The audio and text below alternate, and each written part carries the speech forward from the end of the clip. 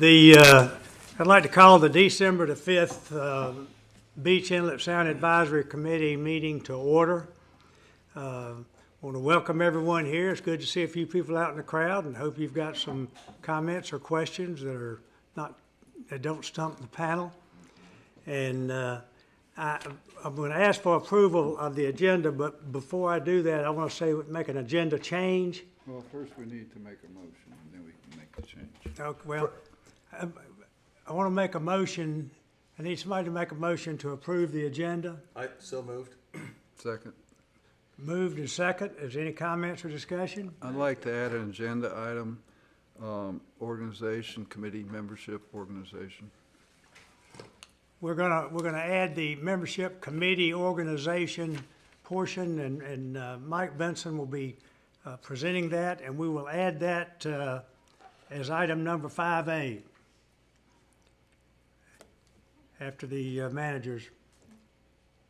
Any questions or comments? Do we need to get another approval on that? No, we need to vote now. Motion to approve as Motion, amended. okay, motion to move is printed. All in favor say aye. Aye. All opposed, like sign. Motion carries. Terry seconded it, just so the record. I made a motion to adopt the amended agenda. Terry seconded it, and it was anonymous. There you go. How did I get this low chair? Now I need a motion to approve the August the 15th meeting. There's the last official meeting that we had minutes. Do I have a motion for approval? I'll make a motion. Make a motion. Second? Aye. Terry seconds. All in favor of the motion say aye. Aye. All opposed? Motion carries. All right, now we're going to ask for any comments that we may have from the public. If there's anybody that has anything they'd like to say or question that they'd like to add, if you'll come up to the mic there. Do we have anybody? Having none, then we will ask Manager Darian to give us her report. Thank you. Good morning, everyone. Morning. Okay, so just an update, quick update on the beach projects. We officially resumed the season for the beach projects to start back up back in November. The phase one project is resuming this week. I met with the contractor yesterday on site while they were preparing to mobilize. So we should see them today or tomorrow starting to actively start and haul sand. We expect that this project will be completed within 2 to 4 weeks, depending on weather conditions and surf conditions. So the contractor is actually accessing the beach at beach access number 41, which is the Jenkins Way parking lot, and that's at 1294 New River Inlet Road for the specific address. Sand's being placed on the active beach. This again is not a dune project. It's placing sand on the active beach and placing it just south where they left off of Topsail Reef and continuing south towards Ocean Edge Restaurant at the St. Regis. That's the update on phase one project. Phase 5, we resumed on November 16th. We will work to continue through February, and that project will officially be completed in February. The contractor's accessing the beach at the Gray Street area and have started placing sand at the Surf City line, and it's going to continue approximately 3,200 feet north of the town line. At the close of last season, we placed 410,905 cubic yards of sand, again on the active beach. This is not a dune project, but placing sand on the active beach. We expect to place an additional 225,095 cubic yards of sand, and that again is expected to be completed February 2024. So contractor to date, since resuming operations, he's placed 6,165 cubic yards since resuming the operations. And again, with phase 4, once we complete phase 5, we anticipate the contractor will be prepared to start on the phase 4 project in February. Is that it? And they'll be tied into each other. There'll be Yes. a gap. Any questions or comments? Okay. We now will go with Mike to talk about our committee organization. Right, we need to look at our committee appointments for the coming year. You'll recall when we established the committee, our first meeting was the 4th February of 2022. And so that we didn't have, 7 people alternating off the committee at the same time, we tossed a coin to see who would get 2-year and who would get 3-year terms. So as you look at the committee list in front of you, you'll see that Terry Ward, John Gardner, and Me. Alderman Grant got the 2-year terms, or they lost the coin flip, however you want to look at it. Or one. Or one. You want to get off the committee. My point is, the town is in the process of coming up with new rules for appointments to committees. So we would like those members that are on the committee that wish to be reappointed to make their intentions known. And the new process is going to be, if we adopt it tomorrow, will be to just go online and reapply, and then the clerk will pass that on to the board, and then we will come back. So also, clerk, we need to advertise that anyone in town who would like to serve on the committee, particularly in phase 2 and 3, because we've got 2 at-large members currently, because we did not have anyone from phase 2 or 3 that wanted to serve on the committee. I'm in 3 now.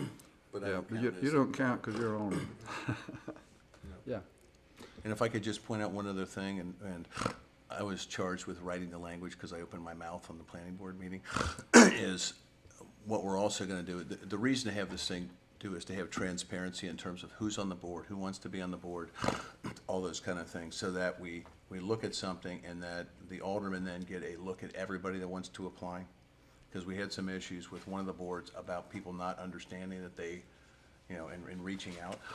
So one of the consensus items that Mike talked about is we could either have it be everybody gets contacted if you're currently on this committee, or you go, please make the town know that you're still interested. And we thought, to be fair to people that are applying new, that we do it that way so that everybody's got the same shot at it. And as everybody knows, we've had a problem getting it from certain areas, certain of the phases. Yes, you can serve on both. My question is this, if you're already, I'm sorry. If you're already serving, do you want to fill out a whole new application, or just write a letter saying we wish to? Do you care? Well, it hasn't been adopted yet. it hasn't. So I know sure. the discussions from that meeting was the attorney said that he preferred that an entire new application was filled out. That way, if you got issues relating to, and it's not every board, if you got issues relating to residency, to all those kind of stuff, so you get it's like refreshing your resume type of thing. So I think that makes the most sense. And it actually We might just be, haven't might be quicker than actually writing a letter to do it filled out the online. application. Excuse me, could I just clarify, are you saying these 3 terms that are up in 2024, it's February of 2024 that they're up? What's The end of February, yes. end of February? The 4th February, fourth Tuesday in February. I don't know the date, but that would be that's when the committee first met 2 years ago. And what are you looking for in terms of a cutoff for seeking applications? Because right now We're it's gonna discuss it- revolving, we're gonna people can discuss apply that tomorrow on the anytime. Board of but- Aldermen meeting, because I think that the application period should be 45 days before the reappointment period, and the cutoff should be 7 days before the board meets for reappointments, to give the board a chance to look at any new applications that come in at the last minute, for instance. Okay, to clarify, and we can talk about that tomorrow. What you're talking about is, we make sure we give notice 45 days, right? And then applications will be considered up to 7 days before. All right. I haven't put that in my thing, but we'll talk about it tomorrow.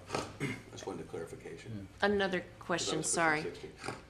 If you're gonna do that So say your term is up in February, but you're doing the 45 days and 7 days before, and it doesn't make the agenda for the Board of Aldermen meeting. Do you still serve on your committee till that happens, or what? How would that work? The board is, in the future, going to be sure that we don't have people sitting on boards whose term expired. Right. So the board will act before the term expires. And that's why we're bringing it up today, so we have plenty of time to, I wasn't Get sure if things. you're getting overlap this time because it's all new. right. I have a question. With the new board, new board members, how long is their term? You talking about the Board of Aldermen? No, She's talking about this board. this, Oh, I'm sorry. This committee. The term, the normal term is 3 years. okay. But we had to toss a coin so that we had staggered terms Yeah. for the initial committee. Yeah, and Deborah, it's a good question because in this last election for aldermen, this board and sent a letter to the Board of Elections in February describing what had been the process before, which was if you get appointed, you have to run the next election, not for the unexpired term, and that was in their hands for 6 months. And finally, the Board of Elections in North Carolina caught the local guys. They said it was the whatever time, all right. And so we want to make sure that it's clear as to what the rules are going forward, because we thought it was clear before, and we want to make sure that doesn't get repeated on any board going forward. Okay. Good? One other point. Mr. Chairman, I would recommend that you contact Chairman Tim Foster of the Onslow County Board of Commissioners. He came to the initial meeting 2 years ago, and we haven't seen him since, to be honest. But contact him and see if they would designate an alternate commissioner. I know Commissioner Mark Price serves on the Topsail Island Shrine Protection Commission, so he might be a person to suggest. Or Royce. Or Royce, yeah. Royce Bennett, either one, because Onslow County has a stake in our beach, Tourism, the county beach accesses, and the coordination that we need. We had the issue with BA4. There was no coordination between the town and the county, and so we had to do a spatial bunch of extra work for the town manager to get sand put in front of BA4 from the FEMA project. So I think it would be good if we could get a representative that could, attend. Yeah, more if you need to, I know Tim pretty well. The issue with Tim is when he came on here, he's the chairman of the committee, whatever they call it, of the county commission. He retired, and they hired him back to the schools, and so his time got kind of messed up again. So, they'll find somebody.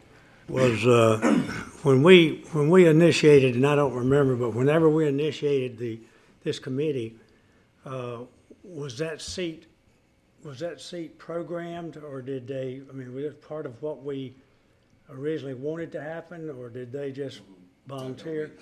So it is an official seat that we don't have to create a position for it. We just need somebody to start filling it. Okay. I'll get with you, Rick, and I'll contact Tim if you give me his information. Sure. Now, he's the chair. He got reelected a chair. As the chair. Yesterday. That's why, Yesterday. in all honesty, that's why he doesn't have time to be here, because he's got chairmanship duties, so. And he's assistant principal at one of the schools again. I'll try to get that handled shortly so we can How have about it if addressed. how about if I send an email to you and Tim and just say I want to introduce you guys, and Larry's going to be contacting you about the BISAC Yeah, committee? I met him the first time he was here, and about the only time he was here. Yeah, so, Okay. all right, good. Yeah, we'll do that. Can I ask you a quick question about eligibility? Does it have to be a resident or just an owner? I don't think we made a resident, did we? I don't remember. I think we don't did. remember that I detail. think on the application, it does have that you have to be a resident. I Okay. think that's only for aldermen, but I can check there, but it's a good thing to I'm not check. sure. I was just curious. have- I know somebody in 3 that might be interested, We have guidelines. but they're weekend warriors. Mm-hmm. We'll have them send their application. Okay, so Moving on. So then we're doing, so what you're saying is that the board's gonna make a decision tomorrow, Board of Aldermen. about when that's got to be done? Applications. The application? Well, yeah, the details are gonna be talked about tomorrow, but I'm just suggesting. It's So gonna what be we wanna know discussed, is but that there's if no the- if the- guarantee on an action. We're hoping Say again? It's gonna be discussed, but there's no guarantee on an action. Okay. So you just need to be mindful of So, that. so the two people involved, the two phases that are involved, phase 2 and 3, if our at-large members want to make application, they can still do that, correct? Yeah. And we're gonna Sure. be advertising for further applications in that phase. Okay. Just for a point of clarification, I think you're either 2 or 3. I think you must be in 3, Terry. Terry's, I live in 4, but I'm at large. Oh, it is 4? she's in Yeah. 4, Okay. that's why she's at large. See, John's in phase 4. John's John's represents in 4. 4, all right. Yeah. Okay, We're just trying to be proactive for the future, that's all. okay. So, all right, anything else, Mike? That's it. Okey dokey, thank you so much. We're now ready to talk to our illustrious engineer, Chris Gibson, who we're happy to have back with us. And I think the last meeting that we had substantive conversation in session was in August. In fact, we just had those minutes approved, and it was pretty long minutes. We were, for your information, we were planning on and hoping that we were going to have the 5-year active project and the 30-year plan project to where we could have it in writing and approved to go to the board before the end of this year, and that kind of got sidetracked, but due to some health issues that Chris had, and we've stayed in touch and we've continued to discuss and talk about the various things. And Chris is back with us today to have more of the conversation and give us some insight as to how he sees what's going to happen now, the first part of the year, to be able to get this thing finally in front of the Board of Aldermen for approval. So without further ado, I want to present Chris Gibson from TI Coastal. Thank you, Chairman. So, do you all want me to go up there and talk Wherever at you want to talk, Okay, wherever do you you're mind if I comfortable. sit? That's fine, Chris. You're fine right here. So as you know, we've been working for some time to put together both a short-term plan to get as much of the beach engineered as possible so that we would be FEMA eligible for if any storms come, as well as looking at long-term, how do we manage that over the following 30 years. We've presented a draft back in August timeframe. As far as what to do, I've gone a little farther and gotten into some of the economics of it that I'll present today, and how we would do various steps to go along and maintain it over extended period of time. Next slide, please. As y'all all know, the 5 reaches that we're dealing with, 1, 2, and 3 are up at the top. We had sand placed in 1 last year by the Corps of Engineers. That's a repetitive thing that happens in small quantities every 2 to 3 years. We should finish up Breach 5 by February, as Alice said earlier, and then start working into 4.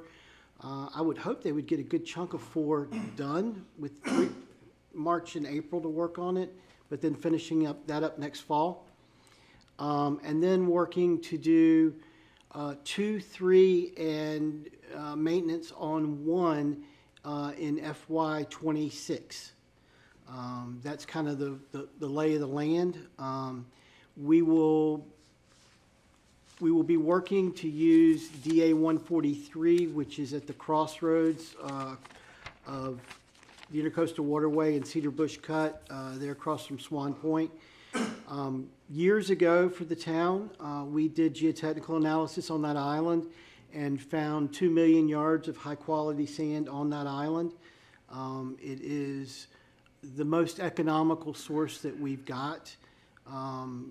Definitely cheaper than going offshore, and we know it's relatively clean. We also found out last month in a discussion with the Corps about another project that the Corps of Engineers has a $5 million budget for studying the revamping of various disposal sites, AKA taking sand out of them, building levees, what they would do to advance those sites and reuse them. DA 143 is in that study. So we've been talking with the Corps and hope to find out more information this month, was when Todd said to get back to him, that we may be able to push some of the study side of it onto them, so y'all don't have to spend the money, and that way, we can move ahead with that and keep the money for actually moving sand. It all depends on the timing. If it's going to be 3 to 4 years out when they're doing the study, then y'all need to advance ahead of that. Next slide, please. I left these slides in. Just skip through this. We've seen this before. Keep going. I thought I took these out. I'm sorry. And these are just showing the phases. We've all seen those 100 times. Again, the DA 143, I want to speak to this because this is really a great opportunity. There's approximately 1.9 to 2 million cubic yards in there. It's very easy to permit because the Corps wants to get rid of the sand. It's a disturbed area. There's very little environmental impact. It's less expensive than going in the ocean because you have no weather associated with it. There's sufficient sand to fully nourish areas 1, 2, and 3. And with the newest legislation, HB 600 that went through, as well as some new rules that are being done, this is eligible for shallow draft funding. Disposal site rehabilitation is a 3-to-1 match from the state. And again, as I mentioned before, there's a $5 million USAC study on 6 different disposal areas, rehabs, and this in DA 143 and DA 277, which is in Southport, are both part of those studies locally. I think the other one's at Wrightsville Beach, and then the other ones are up in Dare County, up around the Wanchese area. And before you leave that, Chris, just real quick, and I know this is what you're saying, but when you're talking about this, you are talking about those areas becoming engineered beaches, right? So, I mean, I know the committee knows that. For somebody that hasn't watched this, the idea is that, and you might want to go in just 30 seconds of what the benefits are of that and why we're doing those. So the biggest benefit, other than having your beach rehabilitated and having more immediate protection for storms and day-to-day erosion, is when you become designated as an engineered beach, meaning that you have a template that an engineer has designed with a specific lifespan involved and with long-term maintenance planned.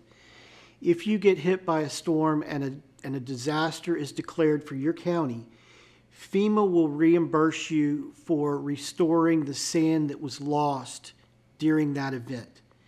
In North Carolina, FEMA reimburses 75% of the costs, and in North Carolina, the North Carolina Emergency Management Fund picks up the other 25%.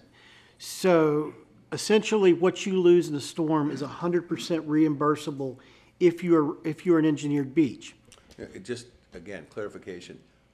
The difference is unengineered beach, they only do the dunes. Engineered beach, you get the beach sand back.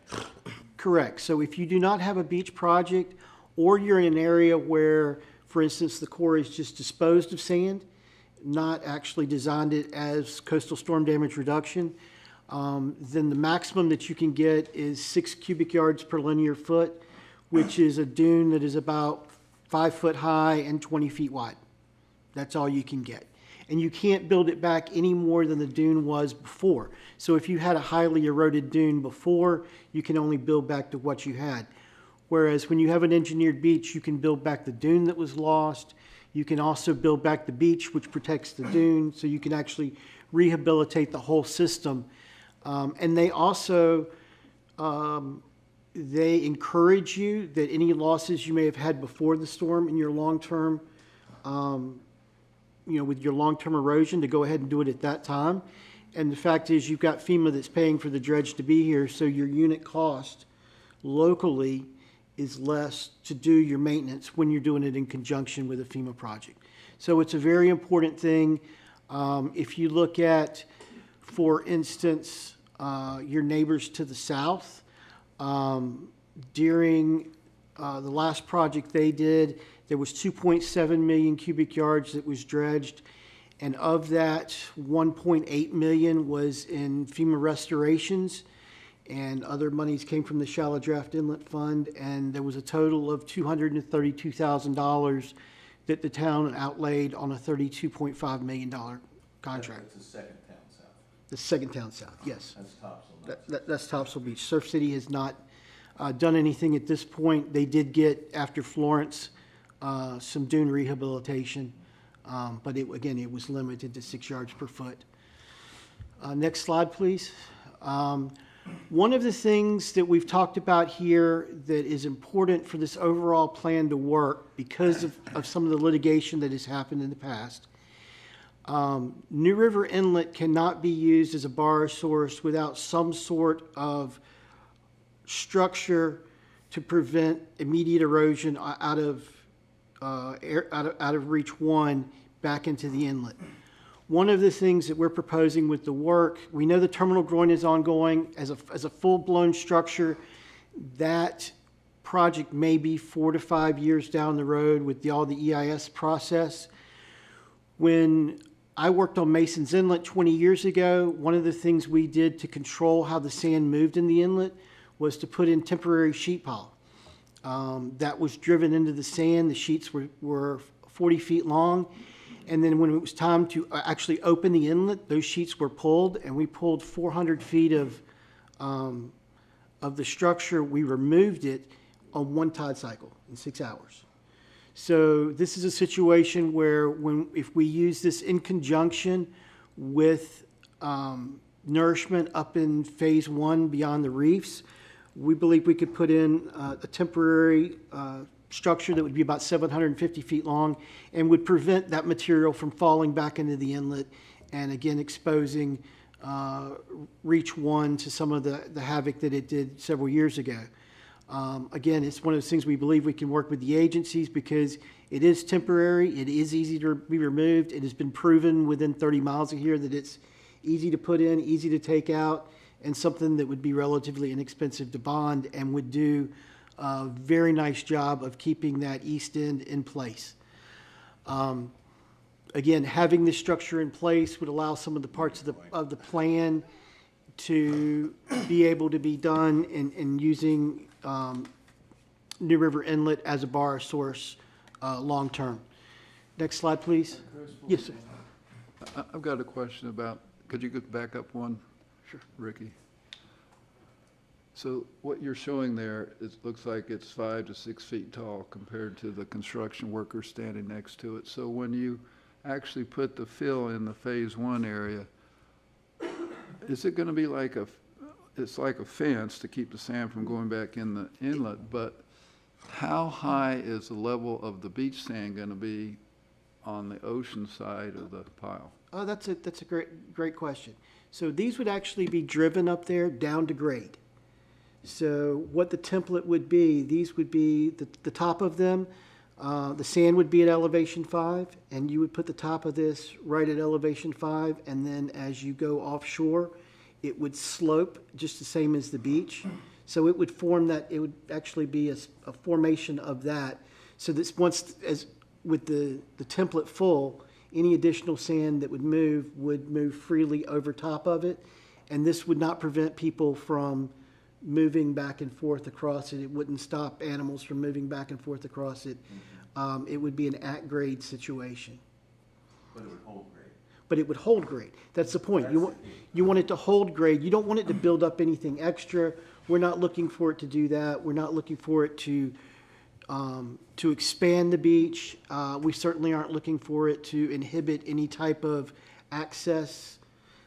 It is strictly to keep the sand that is during the incoming tide, the sand from being stripped off the beach and pulled back around the corner. So once it's completed and filled, the downdrift current back to the inlet would still operate. Is that what you're saying? Yes, sir. It would be like a kick stop to keep it from eroding so far. It would allow any fill beyond the wall that would be out past that, whether naturally coming across, bypassing across the bar, could go back into the inlet. It would just keep that beach from retreating any farther than the tip of that wall. But then, in terms of so if I'm at grade, then basically, and I'm gonna say like, using the reef as an example, something like that. So basically, all the sand behind, it would be almost a flat beach behind this type of thing, because you would be holding all the sand. In other words, you're not gonna have a big dip and those type No, of things. If you remember what Ocean Isle looked like with their groin, how it backfilled behind it, is that effectively what it does behind the sheeting? Okay. Correct. And you're gonna talk about the economics of sheet pile a little bit. Yes, sir, it's coming up. I have two questions about this. Chris, two questions. Okay. You mentioned that it's a lot cheaper. Define that, because when we're looking at our budget going forward, what type of money do we want to have in place to do this? And when are you proposing, since we're looking at, even if the groin's approved this summer, 5 years in the future from that time, what kind of time frame would you want to get this temporary in? Pretty much. That's my next slide. Go ahead and I'll answer all of them together. My question is, exactly how far from the inlet, I'm assuming the groin or jetty is gonna be south of the inlet. And which would be the upside and downside beach? So- From where the jetty or groin is gonna be placed? Jetty's a bad word, don't use that one. Oh, you did not. All right, groin. That's a no-no. Temporary, use temporary. Yeah, so this structure would be at the very north end of the fill, right at the last house. Oh, there, where the New River Inlet, Where the New River Inlet, Okay, at the okay. last house, and it would be perpendicular to the shoreline, parallel to the inlet, would be from about the house, 750 feet long. out in the water. Out into the water. It would basically be where the shrimp boat is. The outside end of it would be right on the stern of that shrimp boat. And come back into where we have high ground beach. So everything south of there would be catching sand. So everything, what it would do is all of the sand that we would place south of there, it would keep it from falling immediately back into the inlet. So if we build up the beaches and a beach plan, so if we build up the beaches like you're talking about in a 30-year plan, and we build that beach up in one, and we stick this temporary structure there, effectively what you're gonna do is you're gonna hold all the sand rather than having it migrate someplace else. What you're gonna do is you're gonna hold that sand there instead of it slipping directly back into the inlet and basically mainlining a shoal in the intercoastal waterway. That's why it needs to be there, because otherwise, if you were to put a major amount of fill there, it would not only be gone, but it would be on top of the sand that was already in the intercoastal, and so you would see a massive shoaling scenario if you tried to fill that very north end with sand from somewhere else. Without that being there, we would create a navigation impediment. So it's either do something like this, or basically keep your fill down from the reef south. Otherwise, you're not only wasting the fill, but you're also creating a navigation problem, which the Corps is going to hit you up with, and you might wind up having to maintain a section of the intercoastal waterway on top of what you're doing. So that's what we're trying to avoid, is that impact. Design schedule, what we're looking at, we're giving you the concept now.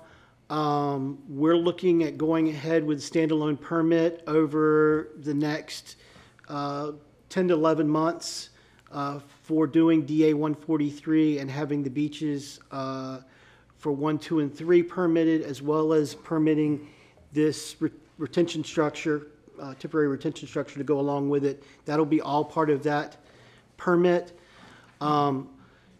Long-term sand source development, we pretty much have that in hand, as long as we are using the areas that we want to use. There will be a need either way to utilize some offshore sand.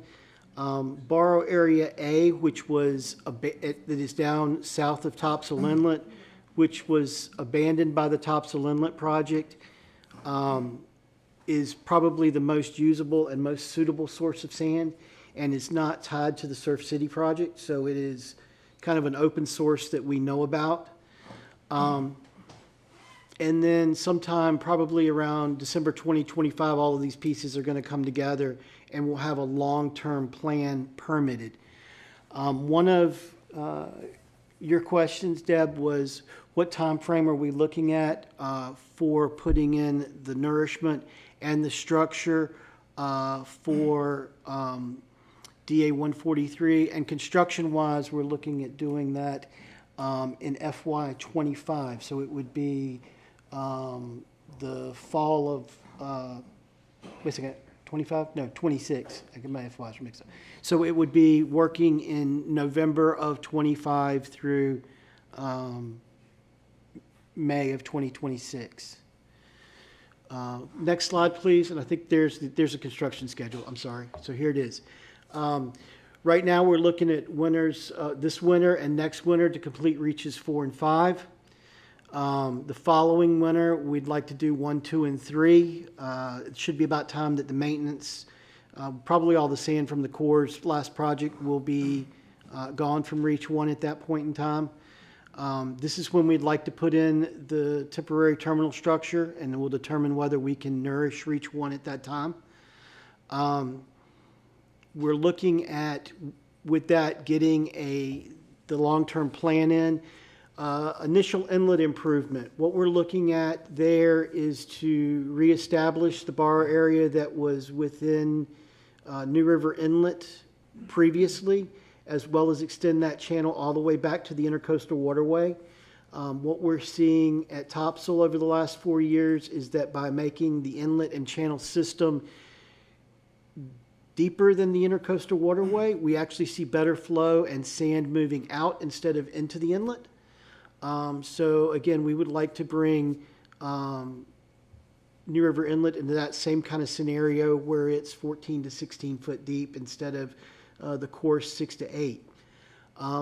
Once we get that in place, and that's looking at, doing that construction in FY '29, there would be a cycle about every 4 years with doing hotspot maintenance with like the Miss Katie.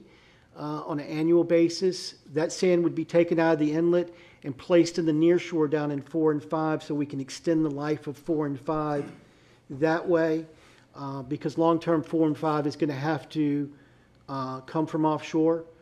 We would see, realistically, from these projects that we're doing now, without a major storm event, we would see maintenance of 4 and 5 somewhere out around FY '32.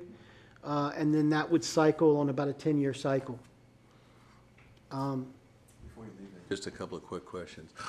As I understand, the structure that you're proposing is get the permits in place. And so if there's something like what happened to us in Phase 4, we can be opportunistic so that we have the permitting in place so we can go if the money comes available. So you're going to talk about funding sources and stuff, I assume, a little bit. Yes. But the whole idea is we lock in our plan. Yes. All right, we figure out the best way to make that go. And I think what you're also telling us is count on spending money every year. This is something, because I was thinking about your comment about 4 and 5, and as I understand, even if it's an engineered beach, if there's a storm and we have let that degrade over a period of time, they only pay for what we lost during that storm, right? So to the extent that we allow it to go from X to 0.8X, right, that's on us in terms of what they're willing to do. Correct. Okay. What you're saying is get the beaches where you want, maintain the beaches there, keep the permitting in place, and then pull the trigger when we're ready to go. So that's a great point, Alderman. When you look at this, one of the great things about the beach management plan process that the state is asking towns to do is these permits will be initially issued for a 10-year lifespan instead of a 3 to 5. And then after the first 10 years, if everything's gone well, they may issue them for longer term if you have a program. Again, looking at what we're talking about doing by doing small hopper maintenance of the inlet and putting that in 4 and 5, we keep the maintenance active because FEMA likes to see a nourishment schedule 5 years or less. They don't want you to let it stretch it out too far. But we don't want to come in and have a hopper dredge project and spend 25, 30 million every 5 years just cause. So if this is an economic way to maintain it through that period and then use larger projects and get the economies of scale. Okay, And then all just, of- go ahead, no, Go- sorry. go ahead. No, go ahead. So all of the projects that are being proposed were transitioning to dredge projects as opposed to truck haul projects, correct? Yes, ma'am. So let me throw back, because the truck haul stuff was my invention, shall we say, for North Topsail Beach. It's not an invention, but when you looked at the timing of identifying sources when the two federal projects were still up in the air, and the cost of mobilizing offshore dredges, and the limited cubic yards on the first project that was to be done, truck haul was a much more economic and reasonable way to do it Because of mobilization. because of mobilization. And so what happened, though, we wound up going, well, it was a 300,000 yard project, and then there was another 300,000 yard project, and then there was another 300,000 yard project. And so all of a sudden, this just keeps going and going and going. And so we lost that economy of scale. If you had it in hindsight, would it have been better to do it as a dredge project? Maybe, but we wouldn't have gotten stuff done in as timely a fashion. We would probably still be finishing at the same point in time. Right, but It you would- didn't, but we didn't know at that time about phase 4. We didn't know at that time about Right, phase so, 4. yeah, that's, we didn't know. And just a real quick follow-up, I was asked this question actually the day before yesterday. The Army Corps dredges periodically. This will allow us, I guess, to capture some of that, it's that sugar sand, because I was talking to some people up in one, and a lot of that sand's already gone, right? So I'm assuming that this doesn't, whatever we do here will allow us to consider what the Army Corps is doing, dredging, is that correct? Absolutely. So if utilizing this retention structure for the first couple of years to stabilize things, and then hopefully having the terminal groin in place down the road, what you'll see is that the Corps' maintenance dredging of the waterway will be enough to maintain the areas up around the beach club, basically from the reefs north, will be taken care of through that navigation maintenance. And then you will be looking at South Reach 1, down 2, 3, 4, and 5 is what you'll need to do. But there should be what's coming out of the waterway and channel to Jacks with what would be retained by the terminal groin, and the slower erosion rate because of that, the maintenance should be enough to cover that. But that's also true if you put in the sheeting. Also, they will act very similarly. Yes. Next slide, please. So funding opportunities. One of the things that was in HB 600, which was awesome, was that rehabilitation of disposal sites through either acquiring land, building dikes, or removing sand is part of the Shallow Draft Inlet Fund 3-to-1 match. So that means if we're doing this and aiding the Corps of Engineers in giving them a place to put sand, it actually benefits us and we can use that match.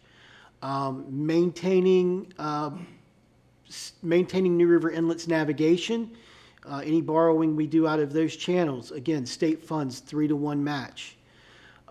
Beach Resiliency Fund, this is what the Reach 4 funding came out of. That is a 1-to-1 match.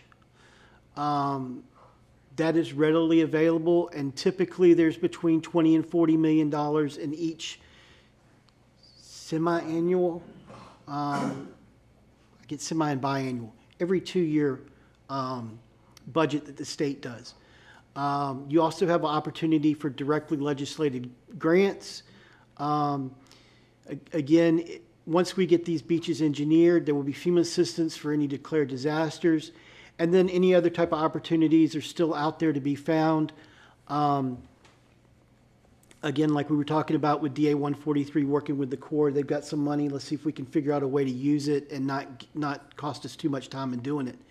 What was really interesting when I went through this was we have enough funding identified through, and I'll show this on the next slide, through the existing tax base and funding mechanisms of the town, along with these grant processes that are in place, to carry this long-term plan out without changing tax rates and actually have a little bit of reserve to move along with.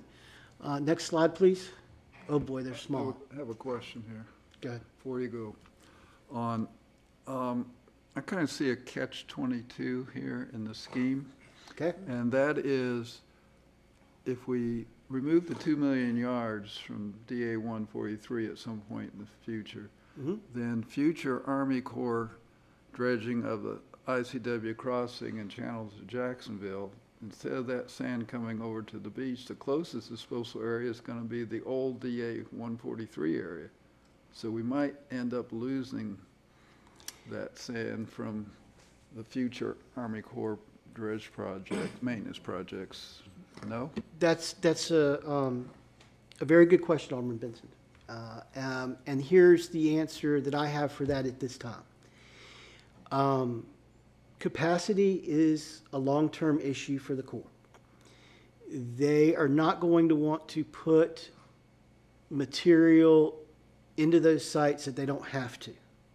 So if you look, like this past year, some of the channel to Jacksonville, the silt content was up 25%. That's the material that's going to go into this site in the future. What is clean material is probably still going to come to the beach because long-term that's their least cost alternative. If it's not, then what we would want to do as a town is to work with the Corps and say we will pay the differential between pumping in the disposal island and pumping it on the beach. So at that point, you're still talking about $2 a yard instead of $15 a yard. So those are the things that would have to be worked out and fine-tuned. And one other question, or comment really. I don't know how many of you are aware of this federal regulation that the Biden administration put in place in regards to using sand in Cobra areas on non-Cobra beaches. And the DA 143 is in the Cobra area. And as long as phase 2 and 3 stay in Cobra, we're in great shape. But if we get the exemption that we're working on for Cobra in Washington, then is that going to be an issue?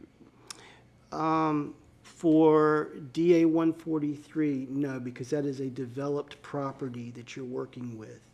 It's not Cobra.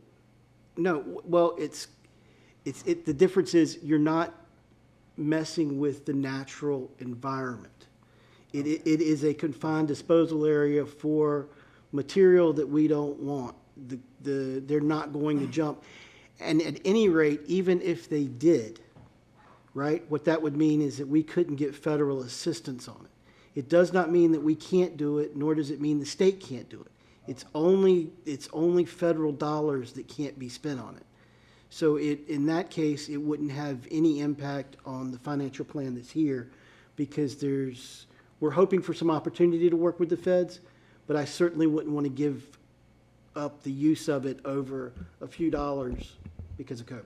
So, yeah, I've been following the situation at Wrightsville, and they had that same problem when they were trying to re-nourish Wrightsville Beach. And so Representative Rouser got an exemption because they've been using their borrow site for 15 years. So they made an exemption for Wrightsville Beach, but of course we haven't borrowed from DA 143 at all.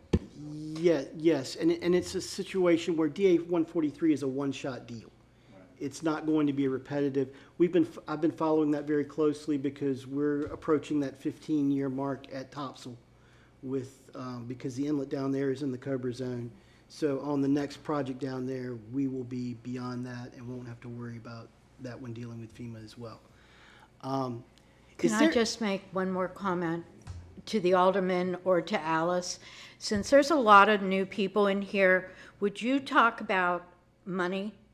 What North Topsail Beach is doing now from a budget standpoint annually so that we can do these projects?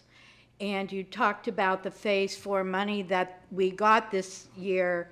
Just tell them what we got, Alice, what you were able to accomplish. I was answering a question about the slide. What the budget money is annually for this committee, for the beach. Okay, Go the ahead. real simple answer is the town has a budget of $4 million a year for the beach fund. That money is committed right now for finishing off the spatial obligation bonds that we took to pay for the Phase 5 project in 215. And once that Phase 5 project's paid off, we'll have a full $4 million a year to put towards Chris's plan. That's what I want them to understand. Is there any way to zoom this slide? Maybe jump out of presentation and then just zoom in on it as the... That's great. That's awesome. Because this is exactly what you were asking about, Ms. Deb. So 4.2 million, Deb. it's approximately 4.2. Between ad valorem and remarketing tax, there's roughly 3.2 that comes in there. 1.5 to 1.6 on both of those. Then you have about $330,000 in parking that goes in, and $675,000 or so in sales tax that comes in each year. If you look, can you slide over to we see the right-hand side of it? A little bit more.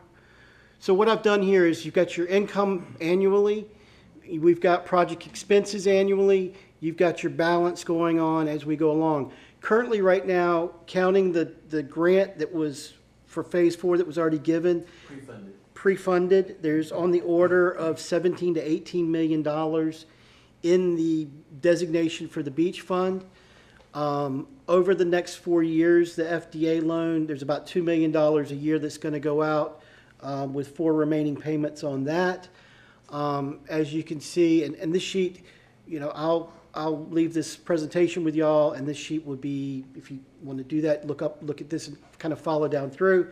But what we've got is all of the different construction budgets, like for instance, doing DA 143, the project expenses, engineering expenses that year would be about $36 million. We're looking at $25.8 million coming in from state grants. So that would bring our balance down because of the monies that would have to be spent by the town, et cetera. And each goes through each one of these that we've got. Green and purple, the difference in those are shallow draft inlet versus what would be probably designated funds or beach resiliency funding coming from the state. And I broke those out separately because I think it's interesting when we get down to the bottom line and look at what we're asking from the state on an annualized basis. These aren't unreasonable asks. Long and short, what is great is that if you look at the balance sheet, nowhere in this, without changing the existing taxes, nowhere in this does it go negative.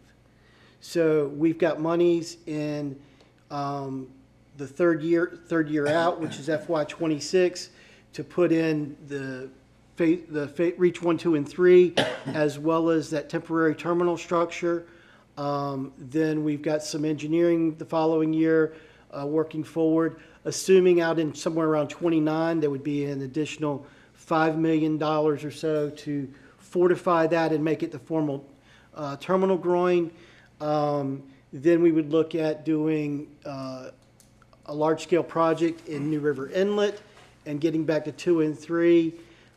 Each year, we would look at spending about $1 million or so on the small hopper to take material from there, drop it in the near shore. And when I say near shore, I'm talking like them come and park the bow on the beach, pop the hull, and there it is right there in the bar so that it can come on shore down in 4 and 5. Then about every 10 years, we would turn to the Beach Resiliency Fund to do about a 1 million yard hopper project down in the reaches 4 and 5. Can we pan down to the bottom of this sheet, particularly toward the left-hand side of it? There we go, all the way over to the left if you can.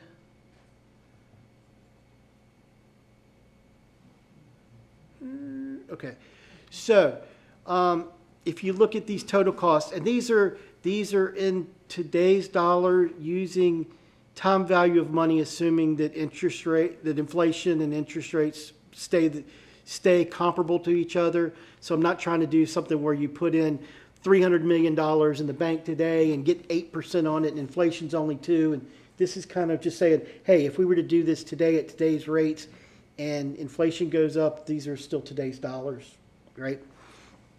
So interesting thing here, total over the 30-year life of this is a total between local and state, no FEMA money involved, of about 200 and, God, I need glasses. 263 total.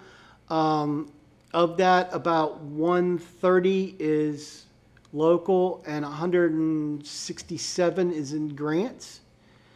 When you look at that on an annualized basis, and this is what I think is important. When you look at that annualized basis, we're asking the state for about 5.4 million in grants on an annualized basis, right?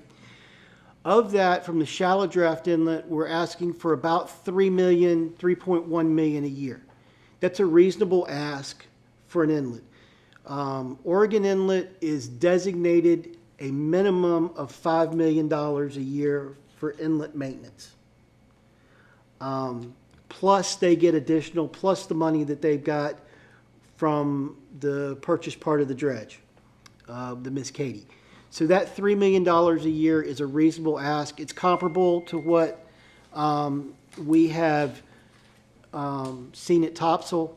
Also, looking at the beach fund annualized, it's about $2.3 million a year annualized, which is not a big ask when you look at what the states are given to Wrightsville Beach, Carolina Beach, any of the other federal projects. This is not a huge ask either.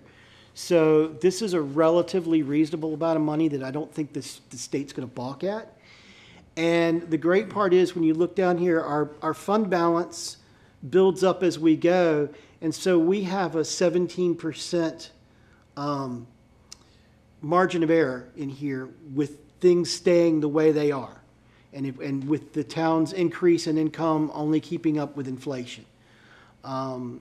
Again, I think if you look at that 260-something number, that's probably less than the total was for Phase 5 under the core total. Certainly in here. Our share, yeah. And when you look at this, you're looking at somewhere north of a 60% state cost share, 40% town, which is significantly better than you were going to look at under a federal program. And again, the great part is this doesn't require the town to change the tax base or to allocate any more than they are right now. It is actually, you guys are in good shape if this plan comes to fruition. Let me just add a couple of things. I'll be at the skunk at the picnic.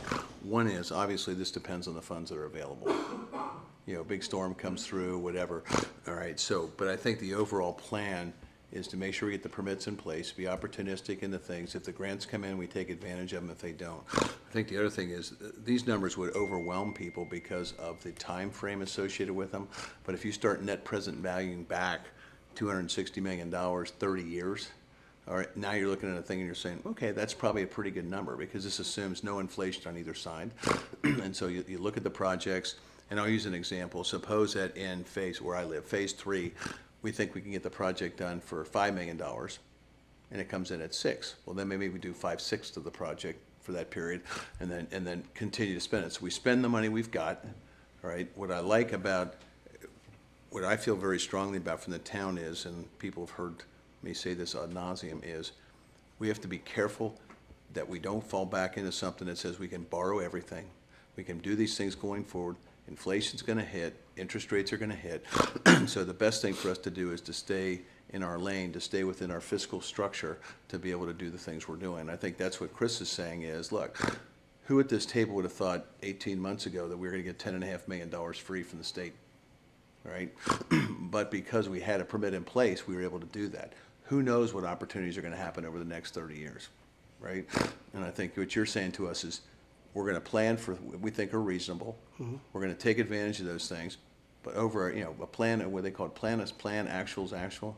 And so when we see something like this, and my guess is your work with Topsail, when you looked at that, you probably came in less than what you originally thought because you took advantage of money that came up or whatever. Because one of the things I liked in this, and as Mike knows, I've made an issue of it going forward, is we need to go to the state legislature to get stuff with our name on it, not just part of another pot. And I think you mentioned that in there, Chris, to get specific allocations, for us going forward. Because I think that's the kind of stuff, and the example for us too is like working with the county on the capital, on the fire tax, right? We now have 3 cents out of every collection that they've got of property taxes comes back to us as a fire tax. And so that's almost $500,000 annually we hadn't counted on. Now it's gonna go against fire trucks and fire stations, stuff like that. So anyway, I'm just saying as a caution, these numbers look overwhelming when you look at $260 million for a town whose revenues are $10 to $12 million. But the time frame is a much more, it's like looking at your mortgage payment for 30 years and figuring out what that payment looks like versus today. Yeah, it really is, and I think I think what's probably going to happen, and it may not, but it's my view of what's going to happen with the Beach Resiliency Fund, as all of these towns come together and have their beach management plan and a long-term outlook, the state is going to be able to look more long-term and say, we can anticipate we need coast-wise $40 million on an annual basis, and that goes into, or $100 million, and that goes into that, and hopefully we can get these things put into annualized trust for each community on their need, so that when it does strike, an opportunity strikes, you have the money there, or a disaster strikes, you have the money there. All of that's kind of put in a. Don't you have I think you mentioned to me, you had a real live example of money that had been allocated by the state but was not spent, that's still allocated. And I forget what project or whatever that was. You told me there was one town that was still holding. Oak Island's had $20 million sitting in the pot for about 3 years, and they're probably 3 years out from using it. Which means go after as much money as you can and then ask for extensions if you need it. Yes. But once it's allocated to you, that's why I want stuff with our name on it, Exactly. right? Not just a general fund. Or if you're like Alice, you get it actually put in your bank account, and you're earning interest on it instead of the state. I am still shocked on that one, I gotta tell you. That blows me away. So, We're only holding on for a couple of years, come on. yeah, what the heck? But Anyway, sorry, I didn't mean to interrupt you. no, but like I said, when we go through this and look at this over 30 years, the nice part is you guys actually are set to be able to fund this. The grants that we're looking at asking for on the timeline and the annualized basis are within what monies are going into these grants already at the state level. The Shallow Draft Inlet Fund is generating about $18 to $20 million a year right now. And so you guys asking for 3 of it, given the number of inlets, it's not out of line.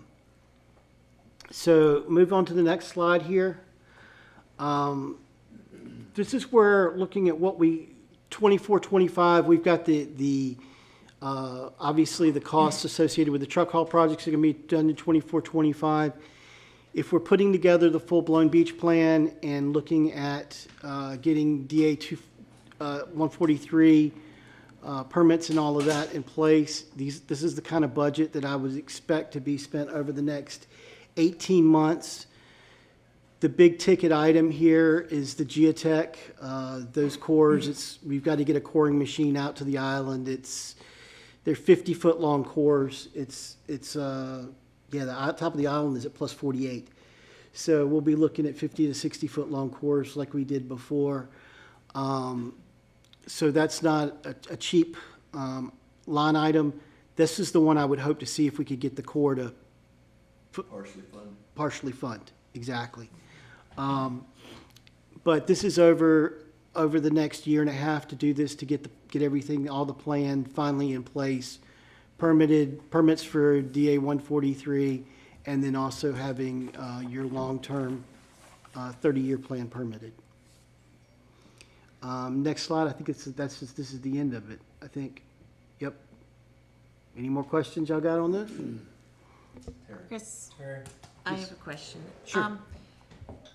At a talk you gave last month at an HOA, you had made the comment, we were talking about sea level rises, and you were talking about the 20-year tide cycle. Would this, what we're planning to do here with the temporary structure or anything, would that change, or do we have to do anything different, or can you explain that again, that tide cycle thing? That was, yeah, so that was an interesting thing happened back in October. Y'all know how high the tides were here 2 months ago.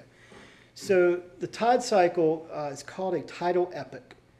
In order to go through the whole tidal thing to get mean low water, mean high water, mean sea level, it takes 19.8 years for the sun, the moon, and the earth to get in the same alignment with each other. And during that, you're going to see as you're going up and down each day with the tides, over 20 years, that cycles sinusoidally just like the tide does every day. Seasonally, the October tide is always, because of the position of the earth and the sun, the October tides are the highest of the year. Well, this past October, we had the seasonal high tide, plus we had the full moon when the full moon was in apogee, meaning it was closest to the earth. So out of 19.8 years, that's about the highest tide you're going to have that isn't wind driven, that is strictly gravitationally driven. So what we were talking about the other day was we're actually, of the 20-year cycle, we're at the peak right now. And that's going to taper down over the next 10, and then it's going to start coming back up over the next 10. Long term, when we're talking about this, we're looking at beyond an epoch, but the fact is, the last 3 epochs, sea level rise in this area has been less than an inch every 20 years. We're looking to see data come out.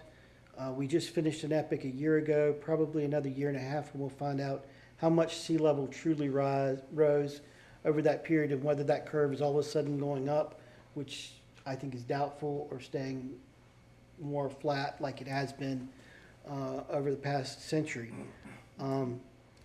All of this, when our beach design that we do, you can really key what elevation you want your dunes as well as your beach based on the rack line and the vegetation line, and that is completely adaptive at any given point in time.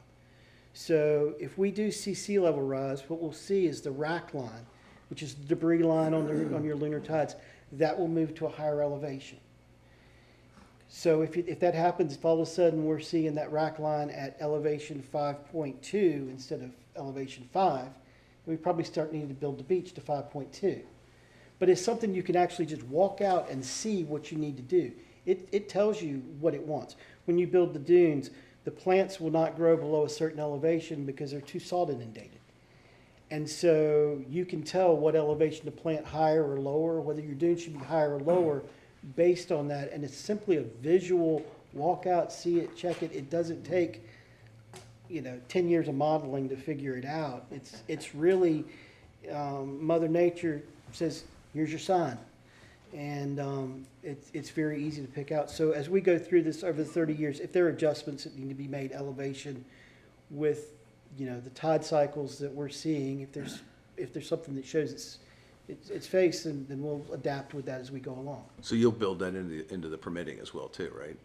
Yeah, so typically the permitting that goes along with these projects is more about your spatial than about your vertical. And the vertical is more of a design component. We know that if we build too high, if you build 6 inches too high, the beach will scarp like crazy. But you have to make it low enough that when you have the full moon tides, it can roll up over top of it. And so the water has to pick the sand up rather than carving into the side of it and the sand falling to create a slurry. So there's a very finite elevation that it needs to be. And again, the beach, the rack line, all of that, it tells you what it wants to be. You just have to look for it. Thank you. Yes, ma'am. Any other question? Why are you looking at me, Larry? Because I know you always got a question. I'll call it question. where do we, Chris, where are we in the point in time to be able to make, for this body to approve, a move forward to the board? What else do we need to do that you need to do for us or give to us before we can go to the board? What I need to do is take everything that's in this slide and get this into about a 20-page document for you guys, Okay. so that the alderman can sort through these numbers. There's another set of numbers that's not the best option, but the second option. Present those as well, so you can look at that. And then, from that point, then the board needs to commit to moving forward with that permitting and design process, if that's what they want to do. Sure. So, and I'm not holding you to anything, but do we have any kind of time frame that you think we may be looking at this? Are we looking at 2 months? I mean, what? At the worst case. Okay. And really, I apologize to the board this fall between my health stuff and then we got right into the dredging season. That November is a lost month for me. Yeah. So I will stay on this. I'm actually going to be working remotely for the next 2 to 3 weeks, so it'll give me some opportunity to really focus and hopefully get this thing turned out before. Okay, and I'm not trying to hold you, I'm just trying to get some estimation of where we think we're going. It's not. Reporting tomorrow, Larry. Yeah. It's not a big. I do have to stand up in front of them tomorrow, you know. It's not a big leap, but I think what's important right now for the board, or at least to present to the board, is you have a way forward with the money that you've got. Yeah. And I think until we really sat down and did this, I don't know that everybody's really said, okay, there's actually light at the end of this tunnel.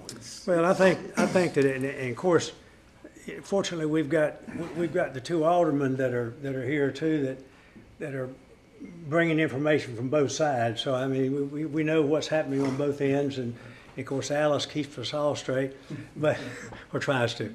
And I think that it's apparent to all of us here that we've made great strides, and we are. I mean, we knew that in August, and I think that given you having the time to more finalize this, because this gives a great overview, and I think from this point it's very obvious to me, and I think to all of us here, that this plan is going to work. This plan can work. But now what we've got to do is just finalize all the details that the board's got to do insofar as monies and all these kind of things. Correct. To approve it to go. I think they'd approve going forward, but they still want to see these other things. So we can't do that. Right, and just a couple of points on that. One is, we've got money in the beach fund to do the engineering stuff, but we would need a budget amendment to be able to do it. We've put stuff away for future projects.